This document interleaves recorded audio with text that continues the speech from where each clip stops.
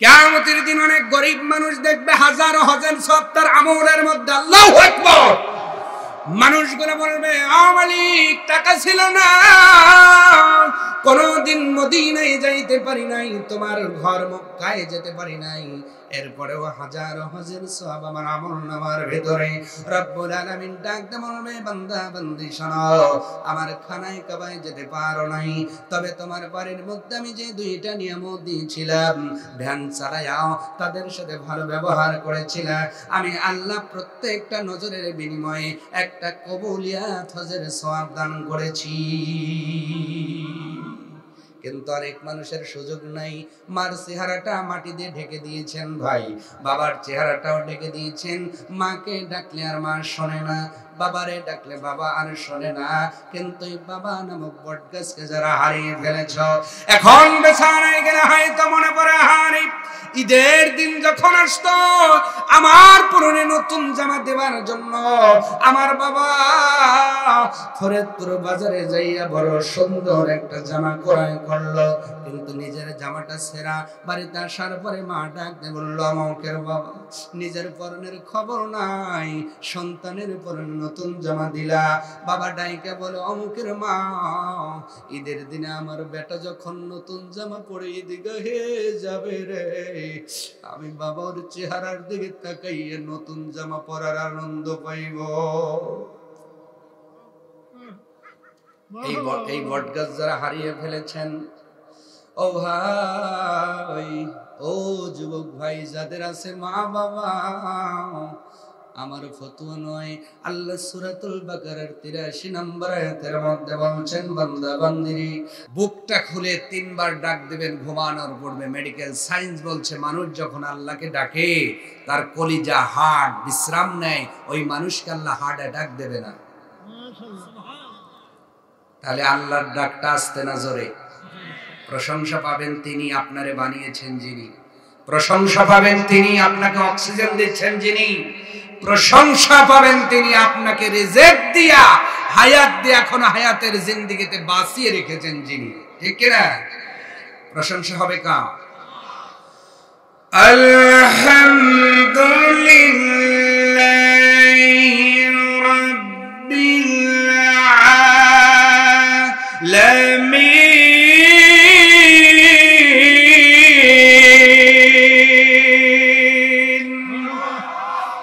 আল্লাহ রাব্বুল আলামিন শিখাচ্ছেন, পৃথিবীর বান্দা বান্দি শোনো,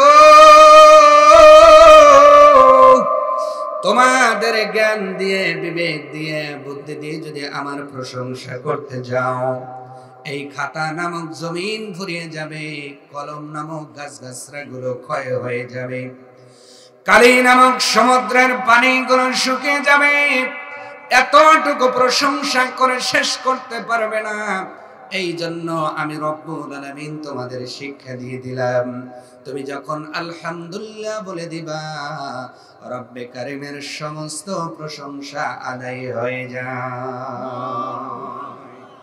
একটু জবান নাড়িয়ে বলা যাবে আলহামদুলিল্লাহ, আলহামদুলিল্লাহি কাবীরা।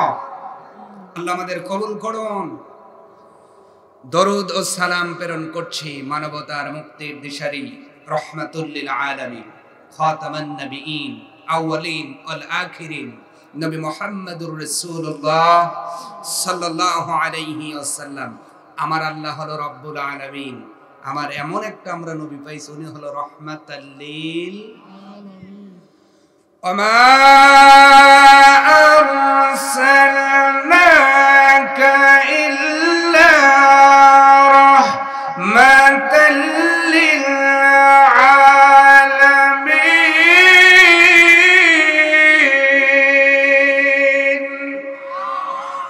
আল্লাহ রাব্বুল আলামিন বলে, বান্দারে শোনো, লক্ষাধিক পয়গম্বর পৃথিবীর জমিনে আমি আল্লাহ প্রেরণ করলাম, নাজিল করলাম, পাঠিয়ে দিলাম। কোন পয়গম্বরের ক্ষেত্রে রাহমাতাল লিল আলামিন খেতাব দেই নাই, শুধুমাত্র আমার নবী, তোমাদের নবী মুহাম্মদুর রাসূলুল্লাহকে আমি রাহমাতাল লিল আলামিন ঘোষণা করেছি। মারা যাওয়ার পরে যেই নবীর দলের উপরে আপনারা রাখা হবে, ওয়ালা মিল্লাতে, এই কথা কয় না, কি বলবে? ও আলা মিল্লাতে পরামানিক, ও আলা মিল্লাতে মন্ডল, ও আলা মিল্লাতে সরকার, কথা কয় না। আজকে এই পরামানিক সরকার কিলে আছে না নাই? কথা বলেন না কেন? এই জন্য আল্লাহ পাক বলেন আমি রব্বুল আলামিন নবী পাঠাইলাম রাহমাতাল লিল আলামিন। যেই নবীর মিল্লাতের উপরে দলের উপরে তোমার স্লোগান দিয়ে কবরের মধ্যে নামিয়ে দেওয়া হবে। এই জন্য হুঁশিয়ার হয়ে জীবনটা পরিচালনা করবা, যা করো তা করো। এমন কোনো কাজ করা যাবে না যেই কাজের জন্য নবীর দল থেকে তোমার নামটা বাদ পড়ে যায়, ঠিক কিনা? এমন কোন কাজ আমরা করব না যেই কাজ করলে নবীর দল থেকে নাম কাটা। নাম কেটে যাওয়ার পর এই মানুষটারে যতই আমি রাহমাতাল লিল আলামিনের মিল্লাতের উপর রেখে দিয়েছি, এরপরে কোনো কাজে আসবে না, কোনো লাভ হবে না। এই জন্য হায়াতের জিন্দেগিতে যতদিন বেঁচে আছি নবীর দলের কর্মী হয়ে বাঁচার দরকার আছে না নাই? আবার ভাইরা, আল্লাহ রাব্বুল আলামিন মানব জাতির হেদায়েতের জন্য কোরআনুল কারীমের মধ্যে 114টি সূরা দিলেন। তার মধ্যে 21 নম্বর সূরার নাম সূরা আম্বিয়া। নাম কি? সূরা আম্বিয়ার মধ্যে 47 নম্বর একটা আয়াত আল্লাহ পাক দিলেন। এই আয়াতটা তেলাওয়াত করলাম। রব্বুল আলামিন বলেন وَنَدَعُ الْمَوَازِينَ الْقِسْطَ لِيَوْمِ الْقِيَامَةِ। আল্লাহ পাক বলছেন, ও পৃথিবীর বান্দা বান্দি শোনো, আমি আল্লাহ কিয়ামতের দিন এমন একটা মিজান, এমন একটা দাঁড়িপাল্লা স্থাপন করব। ও বান্দা বান্দি, আজকে তোমাদের আকঙ্গুলি বাজারে দাঁড়িপাল্লা আছে না নাই? কথা না বললে আমি কষ্ট পাবো, একটু সমর্থন দিবেন। আছে না নাই? এখন তো আর সেই দাঁড়িপাল্লা নাই, এখন হলো ডিজিটাল দাঁড়িপাল্লা। কি দাঁড়িপাল্লা? জোরে বলুন, কি দাঁড়িপাল্লা? এই ডিজিটাল দাঁড়িপাল্লায় ডিজিটাল মাইট দেওয়ার লোক আছে না নাই? আল্লাহ রাব্বুল আলামিন বলে, বান্দারে শোনো, কিয়ামতের দিন আমি আল্লাহ এমন একটা মিজান, এমন একটা দাঁড়িপাল্লা স্থাপন করব, লা তুযলামু নাফসুন শাইআ। আমি আল্লাহ কারোর প্রতি এতটুকু জুলুম করব না। আল্লাহু আকবার। আল্লাহ কারোর প্রতি জুলুম করবেন, ওই মিজান দ্বারা মাপা হবে। তার মানে বোঝা গেল দুনিয়ার জমিনে যাই করি রেকর্ড হচ্ছে। কি হচ্ছে? জোরে বলেন, কি হচ্ছে? রেকর্ড হচ্ছে। কোথায় রেকর্ড হচ্ছে? রব্বুল আলামিন তাও বলে দিলেন, কিরামান কাতিবিনা ইয়ালামুনা মা তাফআলুন।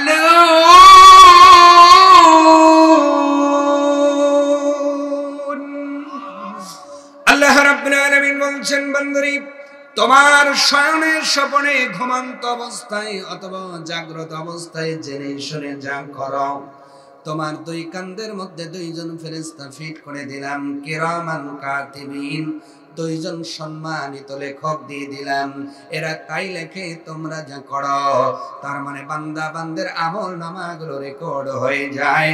আওয়াজ তুলে বলা যায় না সুবহানাল্লাহ? আপনি যাই করেন রেকর্ড করতেছেন কে? জোরে বলুন। অতএব আমি যদি সুদ খাই রেকর্ড হয় তো? বিশ্বাস হয়? সুদ খাওয়ার লোক আঁক পঙ্গলে নাই। আপনারা সবাই ভালো উল্লো করার কথা কইতেছে। ঘুষ খাওয়ার লোক আছে না নাই? রাতের আধারে অন্যের পুকুরে মাছ মারার লোক আছে না নাই? মিথ্যা সাক্ষী দেওয়ার লোক আছে না নাই? আল ঠেলার লোক আছে না নাই? ওজনে কম দেওয়ার লোক আছে না নাই? এই মানুষগুলো যখন মারা যাবে ভাই, ওই সময় আমাদের মতো আলেম বুকে হাত দিয়ে মিথ্যা সাক্ষী দিতে হয়, ওয়া আলা মিল্লাতি রাসূলুল্লাহ। এর চাইতে বড় বাটপারি আর কিছুই হতে পারে না। ঠিক কি বলেন? জীবন ভর বাটপারি করেছে, ওই মানুষটা মারা যাওয়ার পরেও বাটপারি করে কবরে দিতে হয়। আর আপনি মনে করছেন বড় হুজুর বুকে হাত দিয়ে সাক্ষ্য দিল আল্লাহ মাফ করে দিবে। আল্লাহ কয় বাটাম রেডি রয়েছে, কবরে এসে দেখ। কথা বলার না কেন? সম্মানিত ভাইয়েরা আমার, আল্লাহ রাব্বুল আলামিন মিজান মাপলেন। এবার তিরমিজির হাদিস থেকে শোনাচ্ছি, আল্লাহর নবী শাহাদাতুল উম্মাহাতুল মুমিনিন, সব মুমিনদের মা আম্মা জান আয়েশা সিদ্দিকা রাদিয়াল্লাহু তাআলা আনহা বর্ণনা করেন, নবীজি মসজিদের মধ্যে বসে আছেন, একটা লোক এসে হাঁটু গেড়ে বসে গেল। ডাক দেওয়াছেন, নবীজি আমার বাড়িতে কয়েকজন চাকর আছে, রাখাল আছে, তারা মাঝে মধ্যে কাজের মধ্যে ভুল করে অথবা দোষ করে, এই জন্য আমি তাদেরকে মাঝে মাঝে গালি দেই, বকলি দেই অথবা মারধর করি। এর জন্য কিয়ামতের দিন কি আমার কোনো শাস্তি হবে নাকি? আট পঙ্গলের মানুষ ভালো করে মস্তিষ্কের মধ্যে কথাগুলো ঢোকায় নিয়ে বাড়িতে যাবা। নবীজি রাহমাতাল লিল আলামিন ডাক দিয়ে বলেন, ও আমার সাহাবী শোনো, তোমার রাখাল, তোমার অধীনস্থ মানুষ যে ভুল করেছে আর তুমি যেই শাস্তিটা দিলেন, কিয়ামতের দিন রব্বুল আলামিন যেই মিজানটা বসাবেন, ওই মিজানের মধ্যে তোমার এই মারধর, তোমার এই বকুনি এক পাল্লায় দিবেন আর তার অপরাধগুলো এক পাল্লায় দিবেন। যদি সমান সমান হয়ে যায় তুমিও মাপ পেয়ে যাবা, তারাও মাপ পেয়ে যাবে। তবে একটা কথা মনে রেখে দিও, যদি তার অপরাধ অনুযায়ী শাস্তি বেশি হয়ে যায়, আল্লাহ পাক ওই দিন তোমাকে ছেড়ে দেবে না, তোমাকে শাস্তির আওতায় আনা হবে। তার মানে অপরাধীকে শাস্তি দেওয়া যাবে, কিন্তু তার অপরাধের উপরে ভিত্তি করে। যদি বেশি হয়, যিনি শাস্তি দিলেন তারও খবর। এই জন্য আল্লাহর নবী হাদিস বর্ণনা করতে যাইয়া লোকটাকে ডাক দেন, ও আমার সাহাবী শোনো, তুমি কি কোরআনের ওই আয়াতটা পড়ো নাই? রব্বুল আলামিন যেখানে বলেছেন, ওয়ানাদাউল মাওয়াজিনাল কিসত লিয়াউমিল কিয়ামাতি ফালা তুজলামু নাফসুন শাইআ। নবীজি বলছেন, তুমি কি আয়াত পড়ো নাই?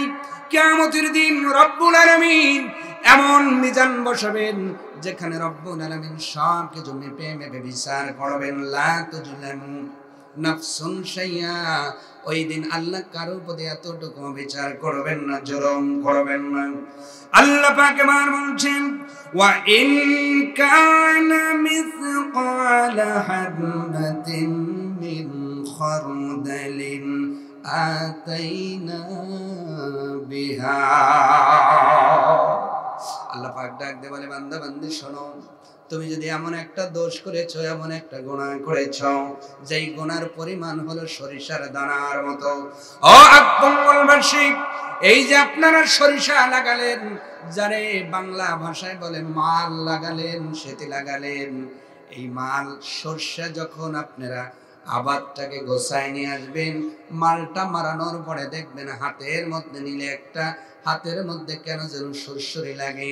একটা মোট সরিষা তুলি যদি স্ত্রীকে বলেন গণ, দুপুর হইব, কথা কয় না, হইব না? সরিষার দানা কি খুব বড়? কথা বলে না। অনেক মুরব্বী তো এখন খালি চোখে দেখতেই পারে না। আল্লাহ পাক বললেন, হাববাতিন মিন খরদাল, যদি সেটা সরিষার দানার মতো দোষ হয়, আমি ওই মিজানের পাল্লায় মেপে দিব। সুবহানাল্লাহ, কত সূক্ষ্ম মিজান আল্লাহ কিয়ামতে বসাবেন। আপনি ডিজিটাল পাল্লা এখন একটা সরিষার দানা নিয়ে যায়, দেন তো ডিজিটাল পাল্লা কি বলবো, এই কি দিছিস, হাতের উপর মশা না, বাহ, এত ৬ গ্রাম কিছুই হয় না, ঠিক কিনা? মানুষের জ্ঞান বুদ্ধি দ্বারা মিজান বানানোর পরে একটা সরিষার দানা ফেল করতে পারে, কিন্তু রব্বুল আলামিন কিয়ামতের দিন এমন একটা মিজান পরিচালনা করবেন যেখানে তোমার সরিষা দানার মতো সেই ক্ষুদ্র আমলটাকে আল্লাহ পাক মেপে মেপে দিবেন। মানুষগুলো এই দিন বড় আশ্চর্যিত হয়ে যাবে।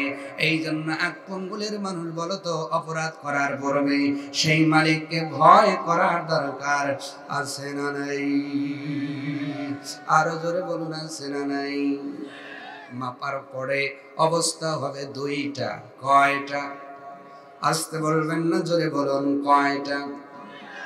রব্বুল আলামিন সে কথাটাও কোরআনুল কারীমের মধ্যে ডিটেইলসে বর্ণনা করে জানালেন, পৃথিবীর মানুষ তোমরা শোনো, ওজন করার পরে ওই মানুষগুলোর অবস্থা হয়ে যাবে দুইটা। এক নাম্বার, যারা নিজেদের আমল নামা ডান হাতে পেয়ে গেল। দুই নাম্বার হবে তারা যারা নিজেদের আমল নামা বাম হাতে পেয়ে গেল। এই দুই দল হবে। আওয়াজ তুলে বলুন, কয় দল? দুই দলের মধ্যে আপনারা কোন দলে থাকতে চান? ডান না বামে? যারা ডাইনে থাকবেন লিল্লাহে তাকবীর, টান টান। আসলে ডাইনে চান না? আমল নামা কোন হাতে চান? ডান হাতে। হাত নামা। তাহলে দুধের মধ্যে পানি দেওয়া বাদ দেওয়া লাগবে ভাই। দুধ আল্লাহর দান, পানিও আল্লাহর দান, সমান সমান দিতেছে আর দোয়া করে ওই হাত দিয়েই, আল্লাহ রব্বানা জালামনা, আল্লাহ বড় জান্নাত দিও, আল্লাহ আল্লাহ কয় কবরে এসে দে। আছে না নাই? ওজনে কারচুপি করে যেই হাত দিয়া, ওই হাত দিয়ে কোন লজ্জায় মালিকের কাছে হাত বাড়ায় বলো জান্নাত দিও। তার মানে হাতের কাজ ভালো করতে, যেই হাতে পেতে চান ওই হাতটারে ভালো করেন, ঠিক কিনা? এই জন্যই রব্বুল আলামিন বলছেন, জাহারাল ফাসাদু ফিল বাররি ওয়াল বাহরি বিমা কাসাবাত আইদিন নাস। জলে এবং স্থলে যত বিপর্যয় দেখো সব তোমাদের দুই হাতের কামাই। দুই হাতের কাজ ভালো করে দাও, পৃথিবীর মধ্যে আবার শান্তি চলে আসবে। বলেন তো, অন্যায় ভাবে চর দেয় কি দিয়া? জোরে কথা না বললে প্রধান বক্তা নিয়ে আসবো আমি। কি দিয়া? আরো জোরে। ওজনে কম দিলেন কি দিয়া? আইল ঠেললেন কি দিয়া? আইল ঠেলার লোক আছে না নাই? দুইবার যদি আইল ছাড়তে যায় 1 শতক বেরিয়ে যায়, এমন পাক্কা আইল ছাটার লোক এই আকপঙ্গুলিতে আছে না নাই? কিছুদিন পরে ইরিগ্রেশন হবে, কোদালে একটা নিয়া জহরের নামাজ জামাতেই পড়ছে, একেবারেও খারাপ না। বলে হুজুর আমি একেবারে খারাপ না, জামাতে নামাজ পড়ি। জামাতে নামাজ পড়ে কোদালে খান নিয়া এমন কোপ দিছে, আমাদের ভাষায় বলে স্যালান্সি কোপ, চাইনিজ কোপ। কি কোপ? আছে না নাই? হাসার কথা বলি নাই, বোঝানোর কথা বলছি। এমন ভাবে কোপ দিয়েছে, আর একজন যদি ওইভাবে কোপ দেয়, মানুষ যাওয়া দূরের কথা, সাপ যাওয়ার পূর্বে আস্তাগফির পড়বে। কথা বলেন না কেন? তার মানে যেই হাত দিয়ে তুমি আইল ছেটেছ, অন্যের আইল টেনে আঘাত নিয়ে গিয়েছ, ওই হাত যতই নামাজ পড়ে মালিকের কাছে তোলো, অন্যের হক নষ্ট করার হাত মালিকের কাছে কখনো কবুল হবে না। রাগ করলে কিছু করার নাই। আমি কিন্তু নুনিয়া ওয়াজ করি ভাই। নুনিয়া ওয়াজ বোঝে? আমার কাছে বলে মিঠা ওয়াজ খুব কম, খালি নুনিয়া ওয়াজ। নুনিয়া বোঝে? রোগ যে জায়গায়, মলম ওই জায়গায় দেবো আমি। এতে শুনলেও ভালো, না শুনলেও ভালো, তবে হক কথা বলতেই। আপনি মারার পরে সোজা হওয়ার কোনো সুযোগ নাই। আমি যদি আজকে আলোচনা করে আপনার ইমানটারে সোজা করে দেই, আপনি কবরে গেলে জান্নাতে মেহমান হয়ে যাবেন। এই জন্য আলোচনাটা বুঝে এরপরে বাড়িতে যাব ইনশাআল্লাহ। আমার ভাইরা, কথা বলতেছিলাম আল্লাহ মিজান পরিচালনা করবেন। যেহেতু আমার পূর্বের বক্তা আয়াত তেলাওয়াত করেছিলেন, কুল্লু নাফসিন যায়িকাতুল মাউত। আপনারা মনে রেখেছেন কেন আমি জানি না, তবে আমি মনে রেখেছি আমার পূর্বের বক্তা কুল্লু নাফসিন যায়িকাতুল মাউত দিয়ে শুরু করেছিলেন।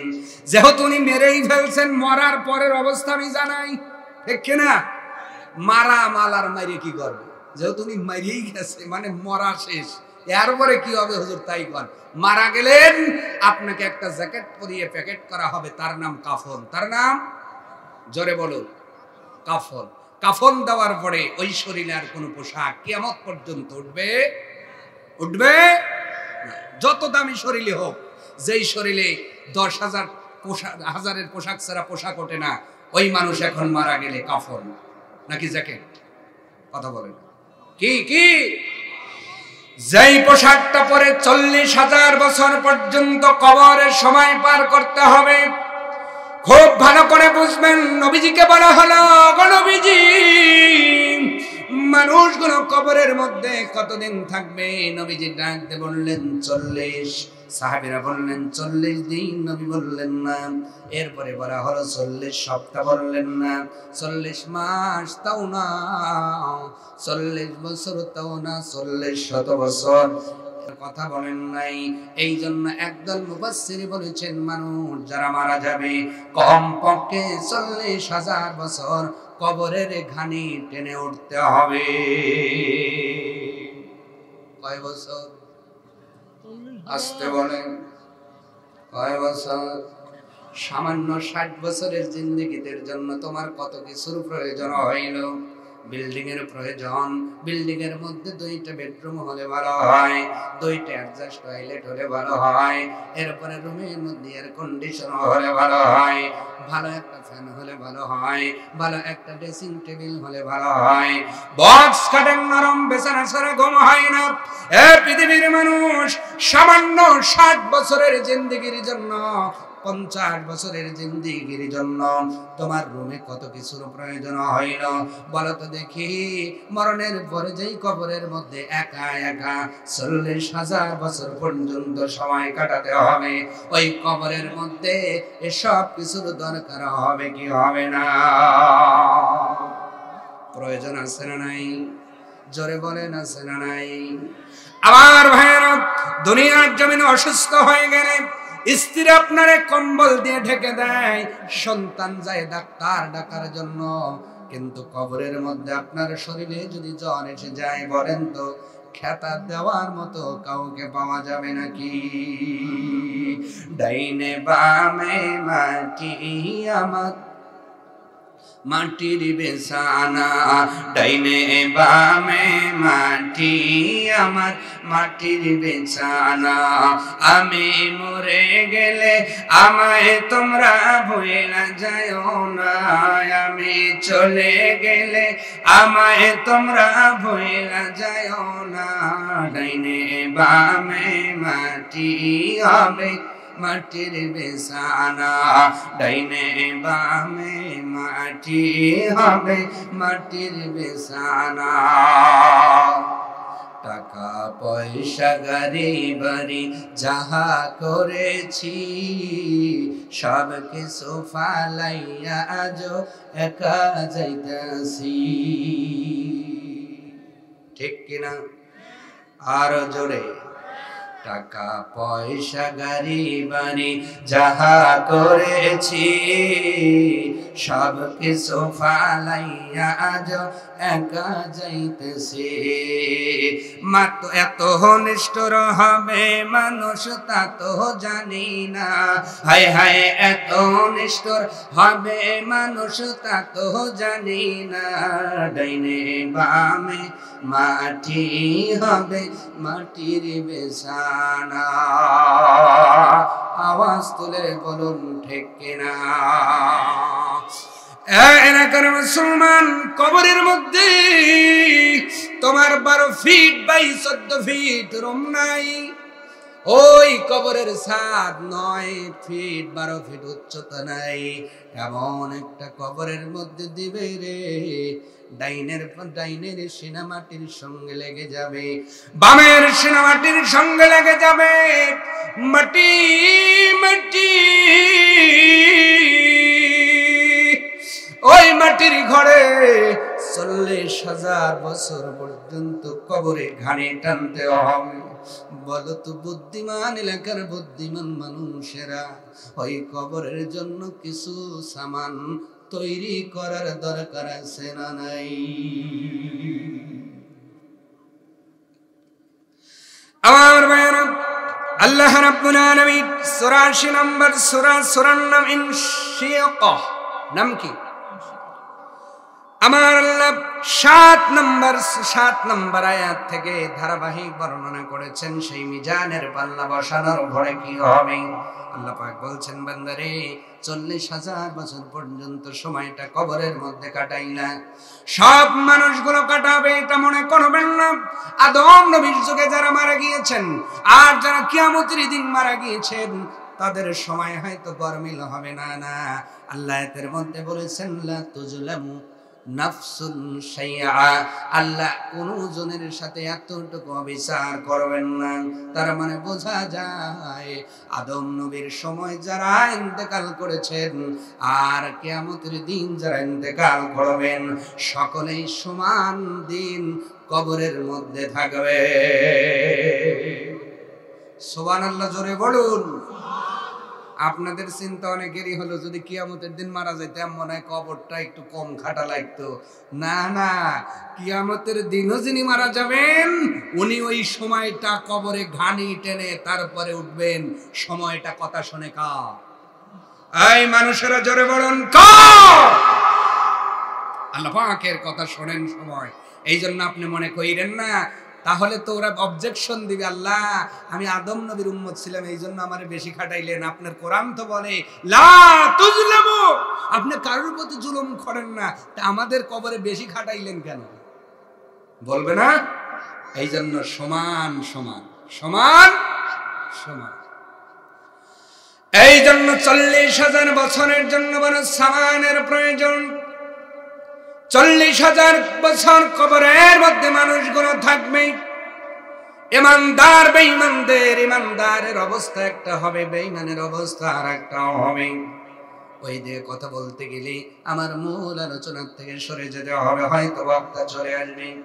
সম্মানিত ভাইরা, তাহলে কবরের মধ্যে ৪০,০০০ বছর পরে সময় কাটানোর পরে আল্লাহ পাক যখন আবার ডাক দিবেন মানুষগুলো দলে দলে কিয়ামতের দিন উঠতে থাকবে। বলেন সুবহানাল্লাহ। নাকি আপনি উঠবেন না? উঠবেন?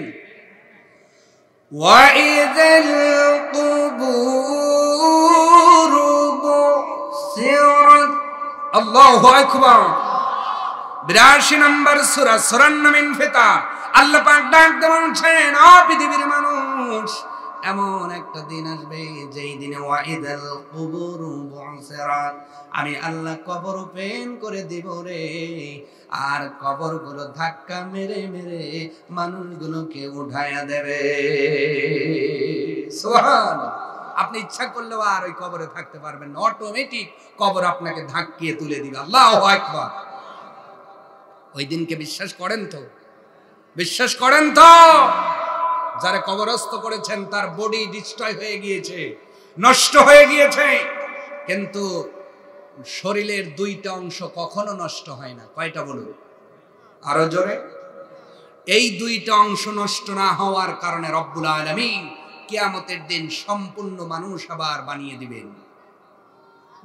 সুবহানাল্লাহ। তো আসতে বললেন। অনেকেরই হিসাব মেলে না, হিসাবটা ভালো করে মিলাই, অল্প সময়ে ভালো করে বুঝবেন।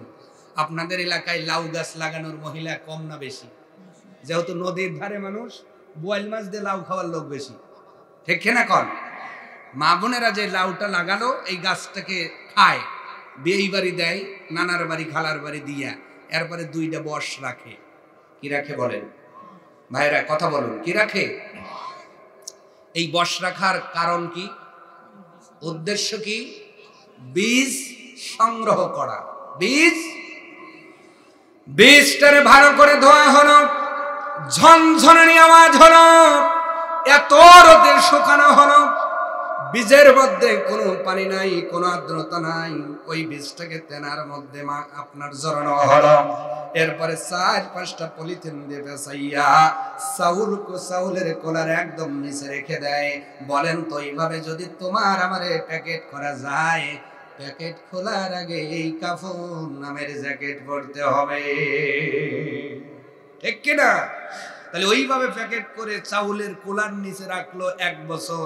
আবার যখন জ্যৈষ্ঠ মাস আসে মা বোনদের মনে হয় বীজ তো রাখছি, ওখান থেকে তুইলা ফাইন করে একটু জায়গা কইরা 2টা বীজ যখন লাগাইয়া একটু পানি ছিট দেয়, ওই বীজ থেকে সম্পূর্ণ গাছ বানিয়ে জাংলা ভরে দেয় একজন। জোরে বলতে হবে তিনি কে? আল্লাহ। আর জোরে বলুন তিনি কে?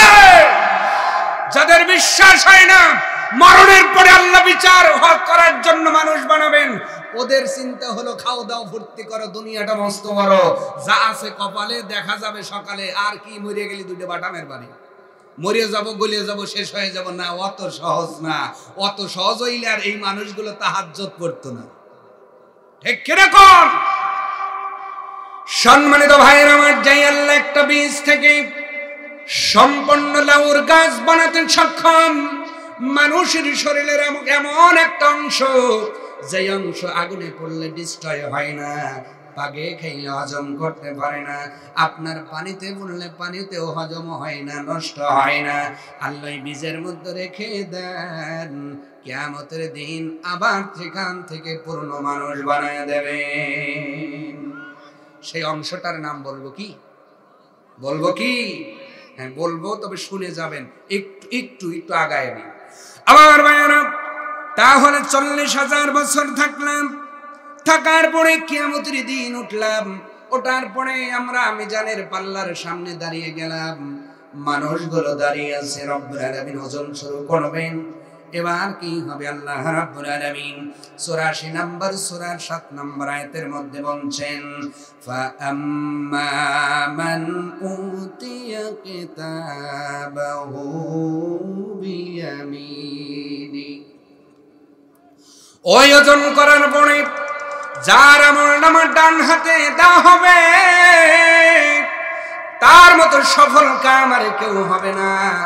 আপন নামা ডান হাতে পাওয়ার পরে ফাসাউফা ইউহাসাবু হিসাবান ইয়াসীরা। রব্বুল আলামিন বলছেন, যারা ডান হাতে আমলনামা পাবে, আমি রব হিসাব ছাড় দিয়া তাদের হিসাবটাকে সহজ করে দিব। সুবহানাল্লাহ জোরে বলা যায় না? আরো জোরে বলেন। তাহলে ডান হাতে আমলনামা পাওয়ার একটি ফ্যাসিলিটি, একটি বেনিফিট হলো তার হিসাব সহজ হবে। সুবহানাল্লাহ বলুন। হিসাব সহজ হলে কেমন লাগে ভালো করে বুঝবেন। কোন সময় আপনাদের ফরিদপুরে মোবাইল কোর্ট বসে কি বসে না? বলেন তো বসে কি বসে না? এমন ভাবে বসছে, হুন্ডা গাড়ির পিছনেও আছে সামনেও আছে, এদিকে যাওয়ার উপায় নাই ওদিকে যাওয়ার উপায় নাই। আপাতত 100টা হুন্ডার ড্রাইভার সব আটকায় ফেলেছে। বলেন তো, যার কাগজ নাই রে তার কলিজার মধ্যে ভয় আছে না? আরো জোরে। শুধু কি ভয়? ভয়ের কারণে ঘামতেছে, টেনশনে ঘামতেছে। একজন ডাক দিয়ে বলে, ভাই রে তুমি ঘামো কেন? তাই তাকায় দেখো না, যেইভাবে ধরা শুরু করছে। আমার তো ড্রাইভিং লাইসেন্সও নাই, গাড়ির কাগজও নাই, একবার ধরা খাইলে জামিন নাই। ওই সবাই টেনশন কম না বেশি কর? জোরে বলুন। একজন এসপি, একজন মেসেজ স্ট্যান্ডের সামনে দাঁড়িয়ে তোমার টেনশনে গাম ছুটে গেল, অথচ এই মানুষটা যখন আপনার ওসির সামনে চলে গেল, ওসি সাহেব দেখে কয়, ভাই না? ও তো থামা লেগে গেছে। কয় ভাই কয়, তখন হেলমেট খুলে কয়, হ্যাঁ। আপনার বাড়ি অমুক জায়গায় না? কয় হ্যাঁ। তো আপনি আমার কোন সম্পর্কের ভাই লাগেন? কয় ওই ভাই, ওই ভাবে। কথা বোঝেন নাই মনে হয়।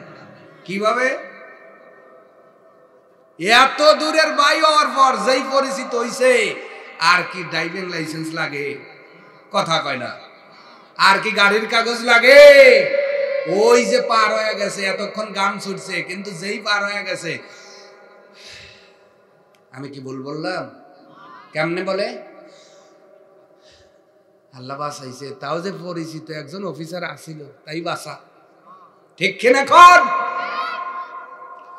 মানুষগুলো মিজানের পাল্লার সামনে দাঁড়িয়ে ঘামতে শুরু করবে। এমন ভাবে আল্লাহ মিজানের পাল্লা বসাইছেন, হাব্বাতিন মিন খরদাল, সরষের দানা পর্যন্ত বাদ যায় না। এই জন্য হাদিসের মধ্যে বলা হলো কিছু মানুষের ঘামের কারণে মানুষের শরীরটা বুক পর্যন্ত ঘামে তরায় যাবে, কিছু মানুষের হাঁটু পর্যন্ত তরায় যাবে, কিন্তু রব্বুল আলামিন বলছেন ওই মানুষটা যদি ডান হাতে আমলনামা পাওয়ার যোগ্য হয়, আমি আল্লাহ ম্যাজিস্ট্রেটের মতো আমার আদরের বান্দা বানাইয়া হিসাব সহজ করে আমার জান্নাত দিয়ে দিব। সুবহানাল্লাহ। যখন আল্লাহ পরিচয় দিবেন তুমি আমার সেই বান্দা না, ঘামতেছো কেন? আল্লাহ টেনশন হয়, যেভাবে মাপা শুরু করছেন আমার তো ডাইভিংও নাই,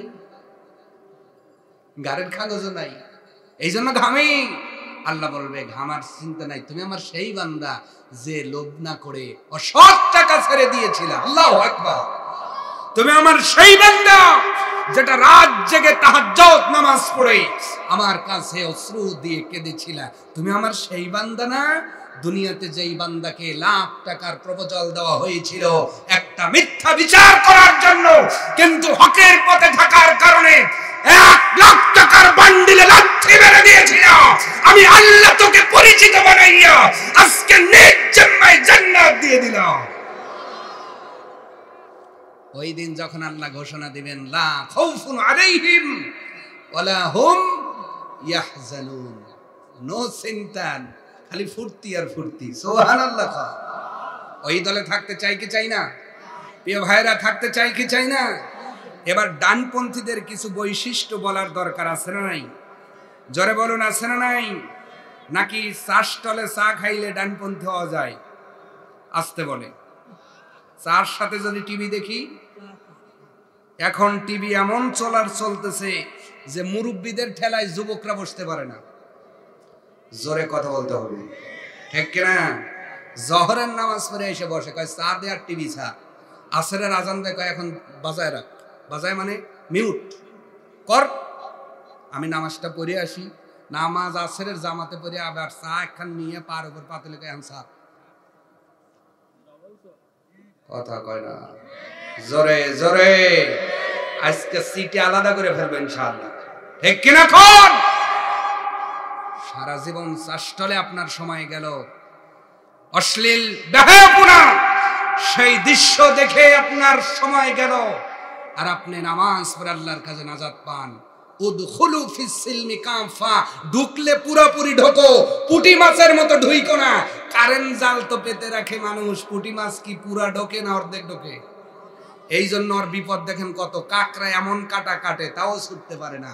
আল্লাহ কয় শয়তান কারেন্ট জাল বাজায় রাখছে, কারেন্ট জাল পেতে রেখেছে, অর্ধেক ঢুকো না, পুঁটি মাছের মতো শয়তান কাটবে, জাহান্নামে যেতে হবে।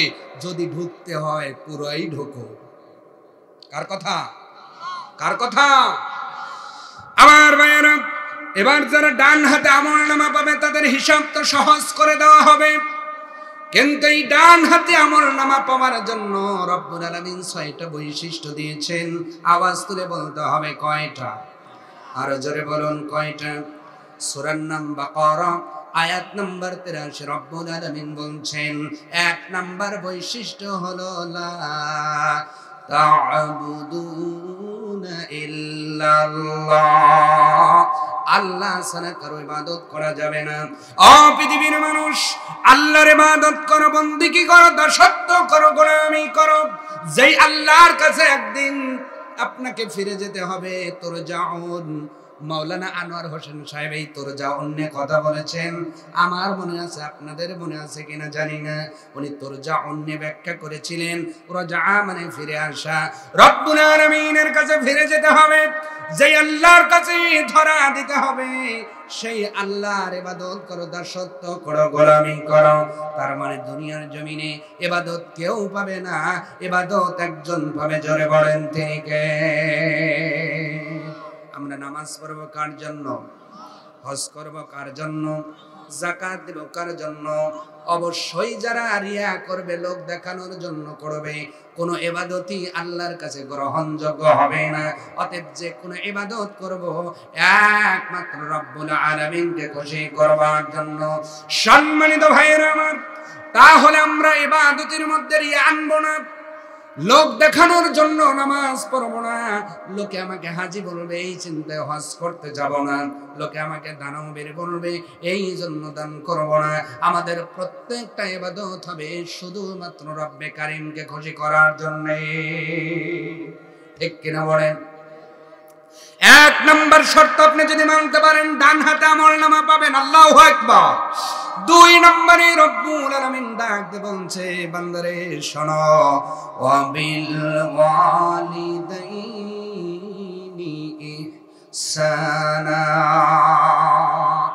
ও বান্দা বান্দি, দুই নাম্বার আমি আল্লাহ বললাম যদি ডান হাতে আমলনামা পেতে চাও মা বাবার যত্ন নাও, মা বাবার খেদমত করো।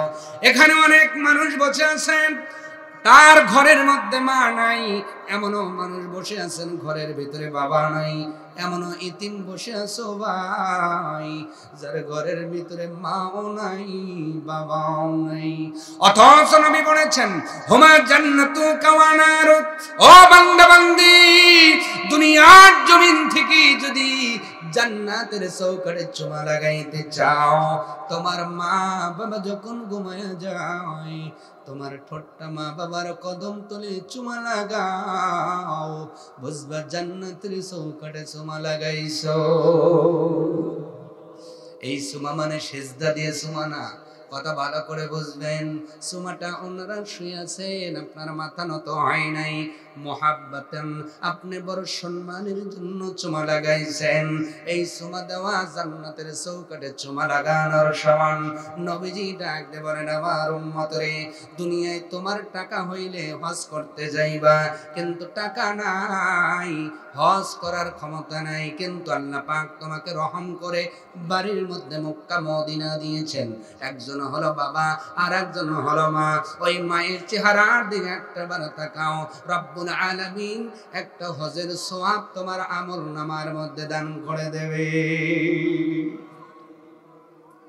কিয়ামতের দিন অনেক গরিব মানুষ দেখবে হাজারো হজের সওয়াব তার আমলের মধ্যে। আল্লাহু আকবার।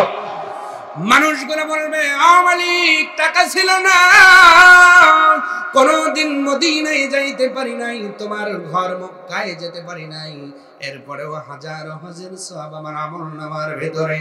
রব্বুল আলামিন ডাক দিয়ে বলবে বান্দা বান্দি শোনো, আমার খানায় কাবায় যেতে পারো নাই, তবে তোমার বাড়ির মধ্যে আমি যে দুইটা নিয়ামত দিয়েছিলাম, ভ্যান চালায়াও তাদের সাথে ভালো ব্যবহার করেছিলাম, আমি আল্লাহ প্রত্যেকটা নজরের বিনিময়ে একটা কবুলিয়াত হজের সওয়াব দান করেছি।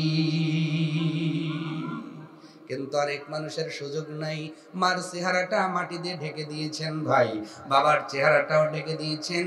মাকে ডাকলে আর মা শোনে না, বাবারে ডাকলে বাবা আর শোনে না।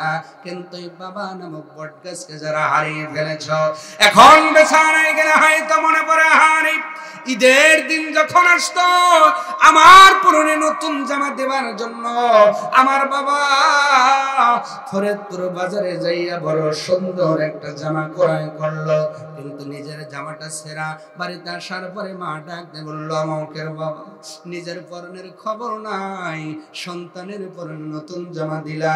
বাবা ডাইকে বলে অমুকের মা ঈদের দিনে আমার বেটা যখন নতুন জামা পরে এদিকে হে যাবে রে, আমি বাবার চেহারার দিকে তাকাইয়ে নতুন জামা পরার আনন্দ পাইব।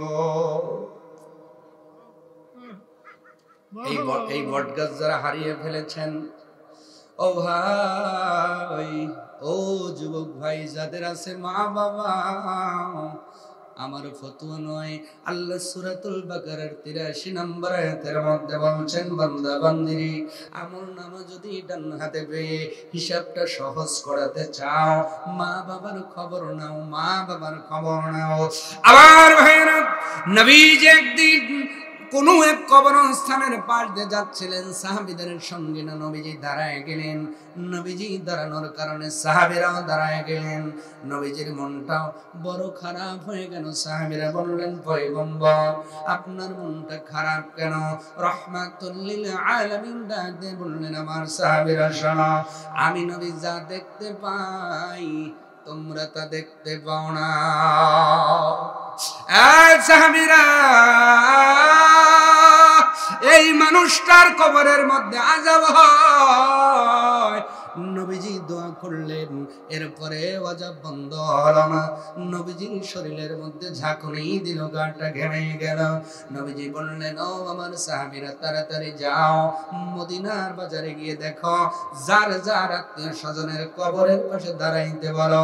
নবীজির আহ্বানের পরে সব মানুষগুলো এসে যার যার আপনজনের কবরের কিনারে দাঁড়িয়ে গেলেন, কিন্তু এই কবরের কিনারে কেউ দাঁড়ালেন না। নবীজি বড় আশ্চর্যিত হয়ে গেলেন। সম্মানিত ভাইরা আমার, এবার নবীজি কিছু সময় পরে লক্ষ্য করে দেখলেন, আহারে, একটা বৃদ্ধা মানুষ হাঁটি হাঁটি পা পা করে এসে ওই কবরের কিনারে দাঁড়ায় গেছে। আমার নবী ডাক দিয়ে বললেন, ও মা, এটা কার কবর? বলে, আমার সন্তানের কবর। ও মা, ও মা, তোমার সন্তানের কবরে আযাব হয়। যখন আযাবের কথা বলেছেন, মা জননী একটু হাসি মেরেছেন। নবীজি আরো আশ্চর্যিত হলেন, মা রে, সন্তানের আযাবের কথা শুনলে কোনো মা হাসতে পারে না, তুমি কেন হাসো? মা ডাক দেয় বলে, হুজুর, আমি হাসি যে আমার মতো গুনাহগার মায়ের দোয়া রব্বুল আলামিন কবুল করেছেন। নাউজুবিল্লাহ বলেন, আরো জোরে বলেন। নবীজি বললেন, মা কি দোয়া করেছিলেন বলেন? মা বলা শুরু করলো, হুজুর আপনি শুনেন, এই সন্তান যখন আমার গর্ভের ভিতরে তার বাবা দুনিয়ার জমিন থেকে বিদায় হয়ে গেলেন, বিদায় হওয়ার পরে আমি মা বড় কষ্ট করে তারে লালন পালন করলাম, কিন্তু তারে যখন বিয়ে করাইলাম, আমার সন্তান বউ পাওয়ার পরে মা তারে ভুলে গেল, অবজ্ঞা করলো, আমাকে বড় কষ্ট দিল।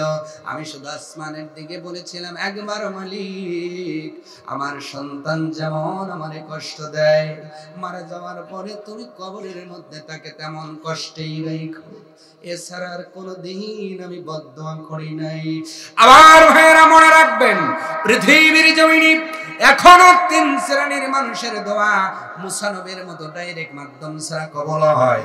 1 নাম্বার মুসাফিরের দোয়া, 2 নাম্বার মাজনুন পাগলের দোয়া, 2 নাম্বার আপনার 2 নাম্বার হলো কি বলে মুসাফিরের দোয়া, আর 2 নাম্বার হলো যিনি মা বাবার দোয়া সন্তানের জন্য।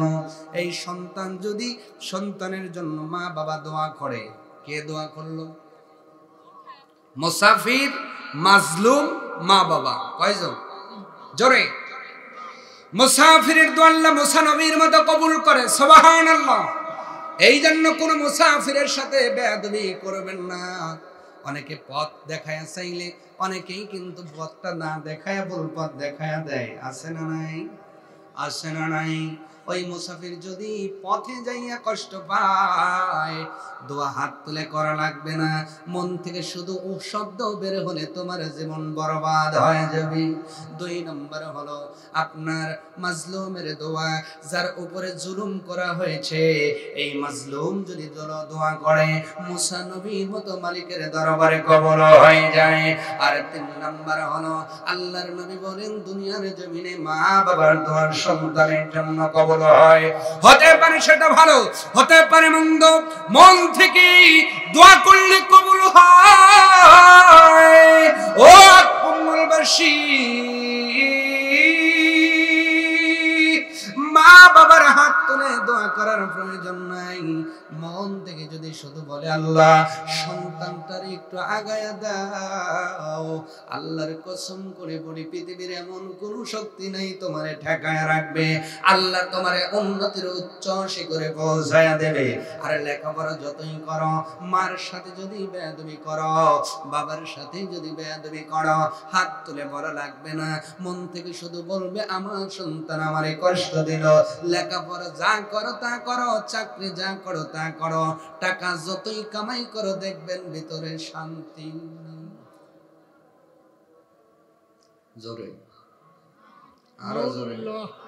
এমন রেকর্ড আছে না নাই? আছে না নাই? চাকরি করে 1 লাখ টাকা বেতন পায়, মাস শেষে 10,000 হাতে থাকে না, আছে না নাই? দেখবেন ওই সন্তানের মা বাবার খবর নাই না, শ্বশুর শাশুড়ির জন্য পাগল, কিন্তু মা বাবার পরনে সেরা কাপড় আছে না নাই? জোরে বলুন আছে না নাই? আমার ভাইয়েরা, সম্মানিত উপস্থিতি, নবীজিকে বলা হলো, ওগো নবীজি, আমি হাসতেছি এই জন্য আমার মতো গুনাহগার মায়ের দোয়া রব্বে কারীম কবুল করেছেন। এবার নবীজি ডাকতে বলেন, মা রে, আমি নবীজি দোয়া করেছি, আল্লাহ আমার দোয়া কবুল করেন নাই।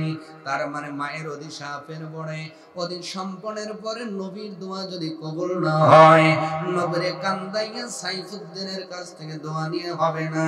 মারে কান্দানে আপনার আব্দুস সালাম যুক্তিবাদীর কাছ থেকে, আব্দুস সালাম আজাদের কাছ থেকে দোয়া নিলে কাজ হবে না।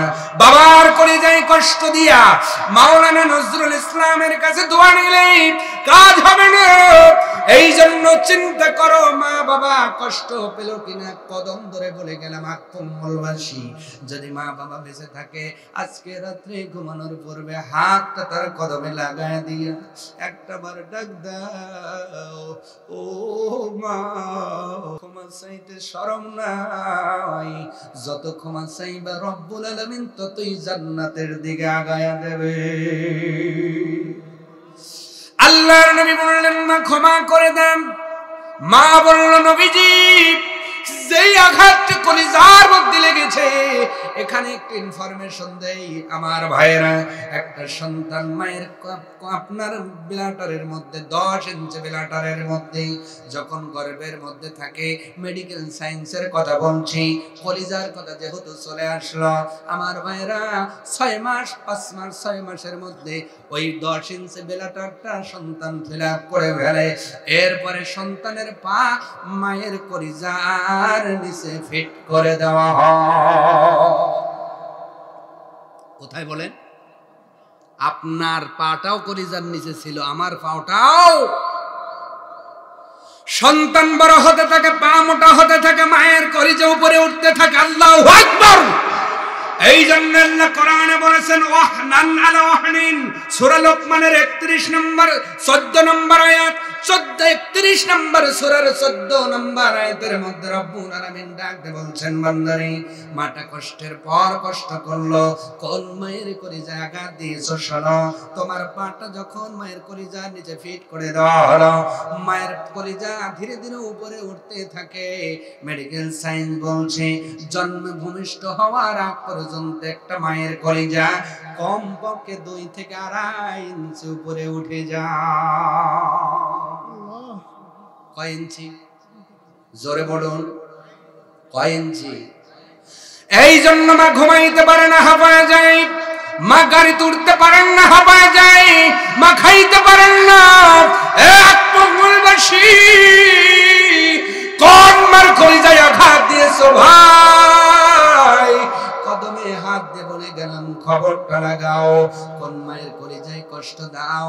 মায়েকে কম পেটের মধ্যে থাকার কালে মার কলিজায় বড় কষ্ট দিলা। শুধু এখানেই শেষ করো নাই, মেডিকেল সায়েন্স আরো চাঞ্চল্যকর তথ্য দিয়ে বলছে, ও পৃথিবীর মানুষ, একটা সুস্থ সন্তান প্রতিদিন গড়ে 24 ঘন্টায় মায়ের কলিজায় 300 থেকে 350 বার লাথি মারে। সুবহানাল্লাহ। বাসায় ঘুমানোর আগে বললেও চলবে। আরো আসতে বলেন, আরো আসতে বলেন। আমি একাকার লাথি দিছি না, আপনিও দিছেন? প্রতি 24 ঘন্টায় কয়বার? 300 থেকে। Doctor association of America, Muslim association of America, এই মুসলিম ডাক্তারের রিপোর্ট দিয়ে বলছে, ও পৃথিবীর মানুষ শোনো, আমরা মায়ের কলিজা আর বাবার কলিজা নিয়ে রিসার্চ করলাম। রিসার্চ করার পরে আমরা একটা তথ্য পাইলাম, একটা সন্তান 6 মাসের পর থেকে 24 ঘন্টায় 300 350 বার যেমন জোরে লাথি মারে, আঘাত করে, এই রকম একটা আঘাত যদি কোনো বাবার কলিজায় একবারও সন্তান করত, সঙ্গে সঙ্গে বাবা হার্ট ফেল করে মারা যেত। আল্লাহু আকবার বলবেন না? এমনি মায়ের হক 3 বার দেওয়া হয় নাই, আপনাকে একবার দিলে হতো গেছে। মারে প্রতিদিন আপনি গুড়ি দিচ্ছেন 350 বার, কয়বার? ডাক্তারদের প্রশ্ন করা হলো, তাহলে কি মা কষ্ট পায় না? ডাক্তারের রিপোর্ট দিয়ে বলছে, পৃথিবীর মানুষ শোনো, ওই মা কষ্ট পায়, মৃদু কষ্ট পায়, তবে শোনো, এই যত আঘাত করলো সন্তান, ওই করে যায় সন্তান যত লাথি দেয় রে, ওই সন্তানের প্রতি মায়ের মমতা ততই রব্বে কারিম বাড়ায়া দেয়। যেই মারে পেটের মধ্যে থেকে কলিজায় লাথি মারলা, এরপরেও কি তোমার কষ্ট দেওয়া শেষ হলো না রে ভাই? কেমন করে সেই মার মনে কষ্ট দিলা? ওই মারে এতই কষ্ট দিছো, খাবার খেয়েছে, লাথি মেরেছো, মার সঙ্গে সঙ্গে বমি করেছে, ঠিক কিনা? ওই মাকে আঘাত দেওয়া হয়েছে, ভালো করে বুঝবেন। নবীজিকে বললেন, নবীজি না না, কলিজা দিয়ে সন্তানটারে আগলায় রেখেছিলাম, ওর বাবা ছিল না, বড় কষ্ট করে সন্তানটারে লালন পালন করলাম, অথচ এই সন্তান বিয়ে করার পরে আমারে ভুলে গেল। আগ কম্বলের মধ্যে এমন মানুষ এখন আছে না নাই? বিয়ের আগে মোটামুটি ভালোই থাকে, বিয়ের পরে আর মার দিকে তাকাই না। কথা কন না খা?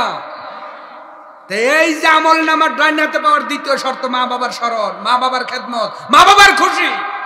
আর আপনি এইটা করবেন না, আর আপনি ওয়ালা মিল্লাতে রাসূলুল্লাহর উপর যাবেন, অত সহজ। সম্মানিত ভাইয়েরা আমার, নবী বললেন মাফ করে দেন, মা বলছেন না। নবী এবার দোয়া করলেন, আল্লাহ আমি যেটা দেখলাম মারে একটু দেখায়া দাও। আল্লাহ পাক মায়ের চোখের পর্দা তুলে দিলেন। কবরের মধ্যে যখন তাকাইছেন, মা এবার আসমানের দিকে তাকা আল্লাহু আকবার বলে, নবীজি ডাক দে বলে, মা এত জোরে আল্লাহু আকবার বলো কেন গো মা? মা জন্য ডাক দে বলছে, না গো নবীজি,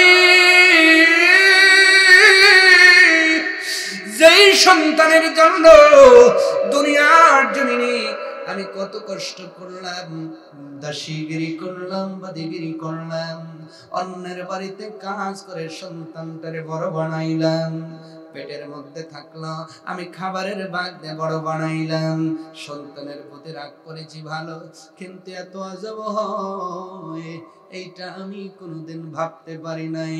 নবীজি বলছেন, মারে আমি দোয়া করেছি, রব্বে কারিম আমার দোয়াটাও কবুল করেন নাই। যত সময় তুমি না মাফ করবা, তোমার এই সন্তানের কবরে আযাব বন্ধ হবে না। নবীর চাইতে বড় আলেম এলাকায় কে আছে বলেন? কথা বলেন না কেন? কে আছে? আপনি মা বাবার নাফরমান হয়ে কবরে যাবেন, আর হুজুর দোয়া করে দিল, আল্লাহ জান্নাতে দাও, আল্লাহ কয় আইসা দেখ গাইয়া ভালো একবারে। কথা কন না কা? মাঝে মাঝে কিন্তু ওই যে কইছি নুনিয়া ওয়াজ, আল্লাহ কি করব? আসতে বলে। ইরি কি করে, ইরি কি করে, ইরি কি করে, তা আল্লাহ গাইয়া ভালো একবারে। রাগ করলে আই ডোন্ট কেয়ার, আমার কিছু করার নাই। কিছু কথা প্যান্ডেলে, কিছু কথা অ্যাঙ্গেলে, কারণ কিছু মানুষ আছে খাস বাংলায় বললে ভালো বোঝে, ঠিক না? খন একবার গুড়জা মারবে তো 70 হাত নিচে চলে যাবেন একবারে, তাহলে ওইটা কি গেরিয়া হইল না বা? তো অবশ্যই হুঁশিয়ার, মা বাবা যেন খুশি থাকে। শ্বশুরকে দিবেন আমি না বলি না, শাশুড়িকে দিবেন আমি না বলি না, কিন্তু মা বাবাকে দেওয়ার পরে দিয়ে। এই যে আপনার পিঠা খাওয়ার দিন আসতেছে, ওরে বাপরে, গুড়, দুধ, মিশ্রি, মাছ, গোস্ত, মুরগি, হাঁস সব নিয়ে শ্বশুর বাড়ি যাইতেছে। আসার সময় খাটাস, 1 কেজি মিষ্টি মাইছে না মার হাতে দেয় না। কথা কয় না, কথা কয় না। কে শ্বশুর বাড়ি এত কিছু নিতে পারলা, শ্বশুর বাড়িতে আসার সময় কি 1/2 কেজি মিষ্টিটাও তোমার হাতে মায়ের জন্য উঠলো না? আছে না নাই? সবচেয়ে বড় গাদ্দার এইগুলা, সবচেয়ে বড় নাফরমান। আল্লাহ পাক বলছেন আনিশ কুরলি ইয়া মুতাকাল্লিম। আল্লাহ পাক বলছে আগে আমার শুকরিয়া আদায় করো, ওয়ালি ওয়ালি দাইকা, আমার শুকরিয়া আদায় করার পরে দুনিয়ায় তোমার মা বাবার কৃতজ্ঞ হও। সুবহানাল্লাহ বললেন না? আরো জোরে। তাহলে এইবার মা বাবা নাইকার হাত দেখান তো, লিল্লাহে তাকবীর। যার যার মা বাবা নাই তারা হাত দেখান। অনেক মানুষ হাত দেখিয়েছে, হাত নামা।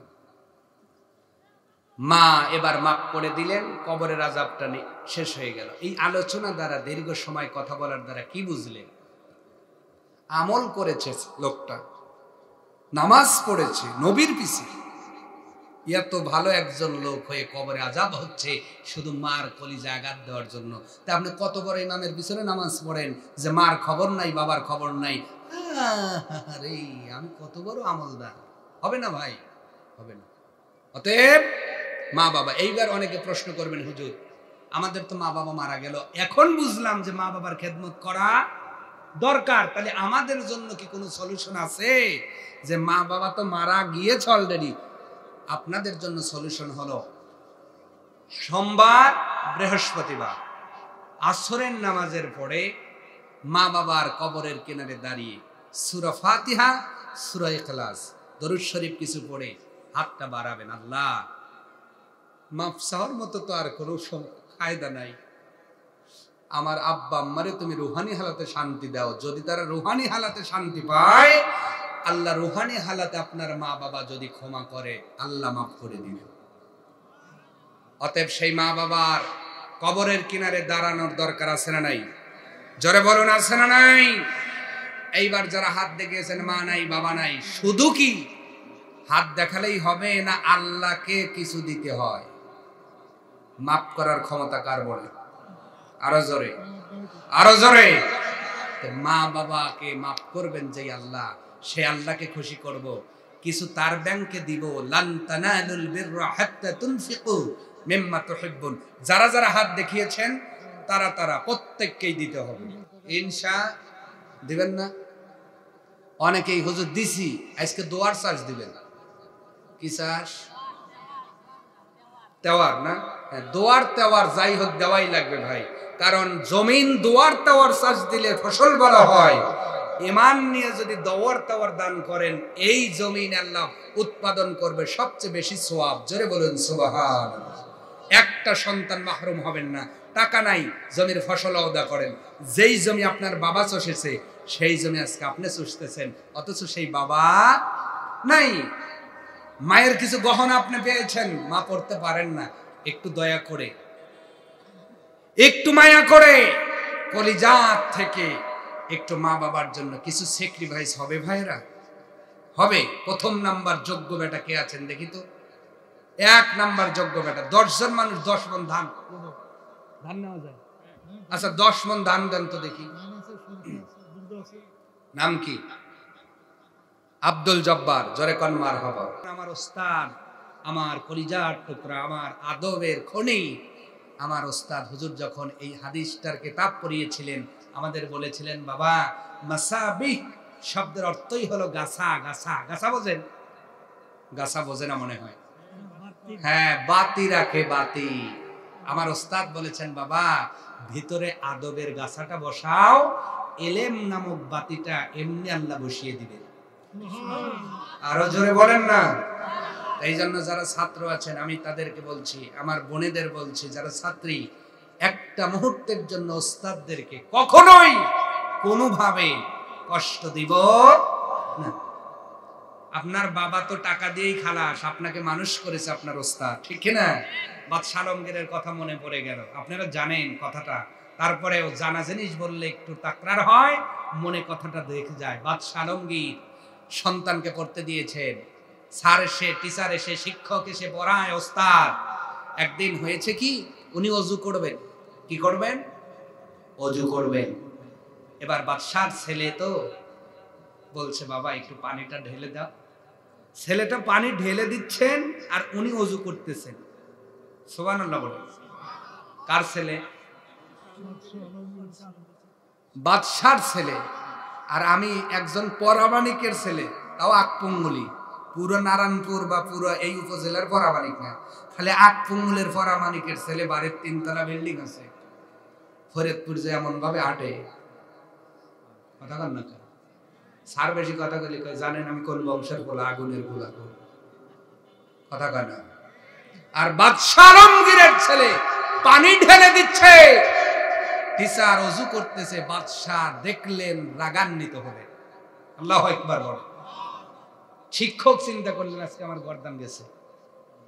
যে রাগটা করছে উনি, হয়তো ওনার ছেলেকে দিয়ে আমি পাটা ধুয়ে নিয়েছি, পানি ঢেলে দিয়েছে, এই জন্য উনি আমাকে হয়তো শাস্তির আওতায় আনবেন। ওনাকে নিয়ে যাওয়া হলো রাজ দরবারে। ওনাকে বলা হলো, আমি এই জন্য রাগ করি নাই যে আমার ছেলেটা আপনার পায়ে পানি ঢেলে দিয়েছে, আমি এই জন্য রাগ করেছি আমার ছেলেটা কেন আপনার পায়ে হাত দিয়ে আপনার পাটা ধুয়ে দিল না। সুবহানাল্লাহ বাজ্জা বললেন। এইরকম বাবা দরকার। এইরকম বাবা হলে তালিকা ছেলে ওইরকম হইব। আচ্ছা ভাই বলেন তো, তেঁতুল গাছে কি আম ধরে? যারা আসতে বলছেন মনে হয় একখানা আম পাইরে খাইবে। একজন ভাই, আপনারা 2 ভাই 2 আঙ্গিনায়, একজন মাটি তো একই, একজন লাগাইছে হলো ফজলি আম আর আপনি লাগাইছেন তেঁতুলের বীজ। এখন জ্যৈষ্ঠী মাসে দিনে তো ফজলি আম খায়। এখন আপনি যদি হুজুর নিয়ে দোয়া পড়ায় এখন তেঁতুল গাছ রে ফজলি না দিলি একটা ন্যাংরাই দিব। আসতে যারা বলছেন মনে হয় দিবে। জোরে জোরে। তাহলে বীজ যেমন, গাছ তেমন, ফসল তেমন, বাবা যেমন, সন্তানও। জোরে জোরে। বাবা যেমন, সন্তানও। বাবা আজকে শিখায়, স্কুলে যাবি মাইরিয়া জিতে আসবি, খবরদার মারজান খাইস না, তারপর আমি দেখবানে ফাটা ফালাবি একবারে। হ্যাঁ, সাওয়াল ফাটাইতেছে, ফাটাইতে ফাটাইতে এমন ফাটাইনে মিস্ত্রি হইছে, 3 দিন পরে বাপে মাইরিয়া ওই 3 রাস্তার মনে পেরিয়ে লাইছে। কারণ যেই পরামানিকের কাছে গেছে, আর একটু বিচার করেন, কই বিচার কি করবো, তুমি তোমার এটা তুলছে। কথা কন না কা? ছেলেকে ফাটাই না শিখেন না, ভদ্রতা শিখান। ইয়া বুনাইয়া লা তুশরিকু বিল্লাহ। এইভাবে করতে করতে লোকমান হাকিম বলছে, লা তামশি ফিল আরদ মারহ। এই আমার সন্তান, ওসিয়ত করছে আমি বাবা, খবরদার জমিনে অহংকার নিয়া গর্ব নিয়ে চলবা না। লোকমান হাকিম কি সুন্দর ওসিয়ত করছে, লা তামশি ফিল আরদি মারাহা। খবরদার সন্তান, জমিনে গর্ব নিয়ে চলাফেরা করো না। এরকম ওসিয়ত করার দরকার আছে না নাই? প্রিয় ভাইরা, আমি অনেক সময় আপনাদের কষ্ট দিলাম। আমি একটা জিনিস আলোচনা বাজায় রাখছি, মনে আছে কি? গজল। লিল্লাহি তাকবীর।